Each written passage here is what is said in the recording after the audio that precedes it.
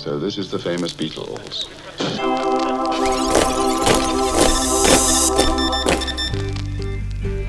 Come on. I've got one. Don't sit and talk. The Surface Spins. Hello, Surface Spins here. This is the Beatles Vinyl Tag 2024. Get him out of here. Very appreciative to Rachel's Ghost, who started this contest. Actually, it's not a contest, but she started this thing, and I'm so happy she did, so we can share our Beatles records with people who want to see them.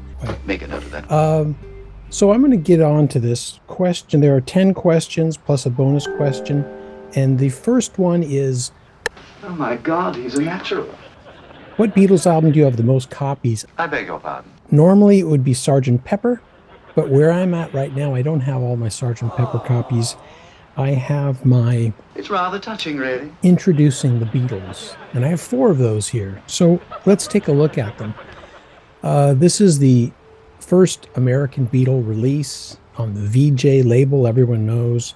One of them is a very desirable blank back that someone lovingly graffitied. So nice. And these were picked up by my grandfather at garage sales, and I got them when he passed away, when I inherited his records and sheet music and other things. And others I picked up. The other ones are bootlegs, pirated copies. They still sound good. I beg your pardon. They're a lovely record to have around if you want to capture and listen to that Beatle magic, that early Beatles energy, which is so great. Get him out of here. I love going back to the early Beatles. It's a lot of fun to listen to. Well, not your real opinion, naturally. You know, this was a highly bootlegged record. Of course, there are many, many counterfeits out there, and it's hard to find an original. So I'm happy to have 2 originals introducing the Beatles. You can be replaced, Chicky baby. So let's see. Question number 2. I'm going to put question 2 with question number 5 and show my Beatles Magical Mystery Tour Horzu German edition. But this is not a real Beatles Horzu. It's an unofficial release. I found this in Sweden, and I was on vacation there, and I was in a record shop and saw this, and I'm collecting all the Beatles records on Apple, and I saw this one on gray vinyl, which was very unusual. I imagine it's a faithful copy of the Horzu, but probably not sounding as good as a real Horzu, but who knows? It's an interesting one. I've never seen this anywhere else before, and I think it was a European-only sort of release. It's all right, he's just a troublemaker. Unofficial release, shall we say, of the Beatles' famous Horzu album. So let's jump to question number 3. What was the last Beatles album that I purchased? Come on. I didn't buy Now and Then. I didn't buy the Red and Blue albums, but recently I did buy the Revolver box set that came out in 2022. And it's a wonderful box set. You know, I wanted to get the monophonic version of the album, and that's in there, plus the new remix by Giles Martin. That's why they were designed, but that's what you'll want. This Revolver box set is really great. You know, the nice things in there are the little 45 of The Rain and Paperback Writer single editions, which are kind of cool. The Revolver box set, very cool. My last Beatles purchase. 4, show a favorite solo album from your favorite Beatle. Well, it fluctuates who my favorite Beatle is, but Paul McCartney is always at the top, and I love his album Ram. She's a trendsetter. And I have many, many copies of Ram from many different places. You'll have to love her. She's your symbol. You know, it's a landmark. It's a great one. Everyone talks about it. It's Paul's, probably one of his best recordings. It's a little, it's sort of like his Sgt. Pepper in a way. Wonderful. Well, at least he's polite. Question number 4. Question number 6. Show a Beatles single or EP. Well, here is the Beatles' 45 from Japan on the Odeon label. It came out in 1977, and it's Eleanor Rigby and Yellow Submarine. Kind of a strange combination. Question number 7. Show an album that features a Beatle cover song. Now, He's knocking the program's image. this only has one Beatles cover song. Maybe I misunderstood the question. I thought Rachel may have said she wanted us to show an album that has all Beatle covers, but this only has one. It's Al Green's Green is Blues, and he does a fantastic cover of Get Back. Oh, you can come off it. Really nice. Sometimes Beatle covers, they don't live up to Beatle standards. You want to hear John singing a John song and so on and so on. But Al Green, he really makes the song his own, and it's a pleasure to listen to Al Green singing Get Back. She's a trendsetter. Love Al Green. It's her profession. Question number 8.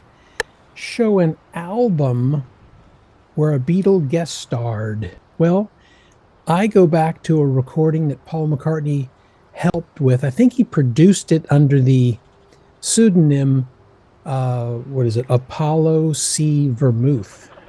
And it was the Bonzo Doo-Dog Band's song, Urban Spaceman. I'm an Urban Spaceman, I think it's called. And this was done in 1969, I think. Where's the calendar? Produced it, and they tried to keep his name off of the credits, hence the pseudonym. But it got leaked out that Paul McCartney was on this record. And it did place pretty high on the UK charts. I think it made it up to number 5 on the UK charts, the song I'm an Urban Spaceman. Neil Innes was in that band as well. Question number 9. Show a non-album Beatle item. Well, this is an old Mad magazine from October 1964. It's about 6 or 7 months after the Beatles were on the Ed Sullivan Show. And America was in the throes of Beatlemania. So Mad Magazine did a spoof in a couple of places in this edition. And one of them is a spoof about the Mad Magazine Teenage Idol Promoter of the Year. And it has a little portrait of the Beatles drawn by Mort Drucker. If you know Mort Drucker, great Mad cartoonist.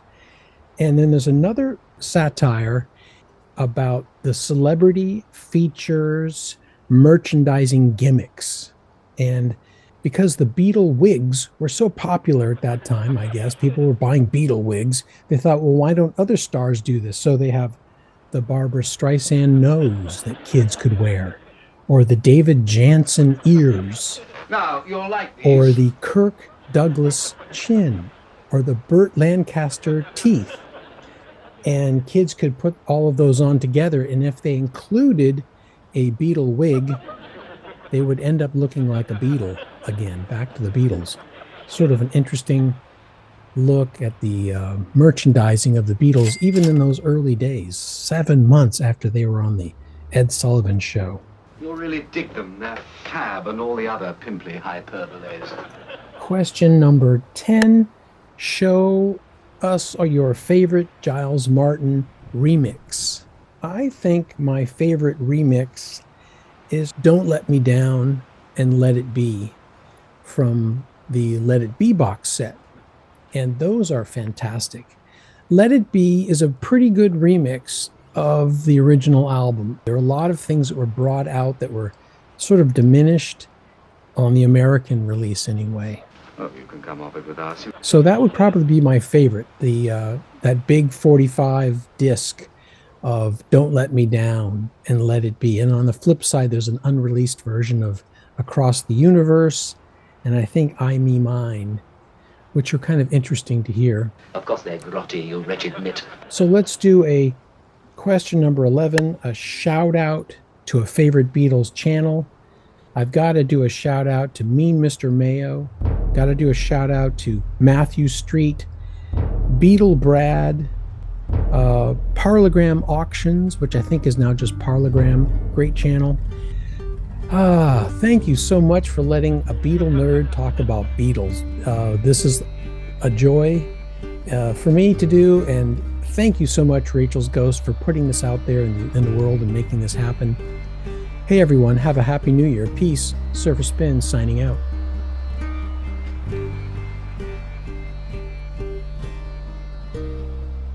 You can be replaced, Chicky baby.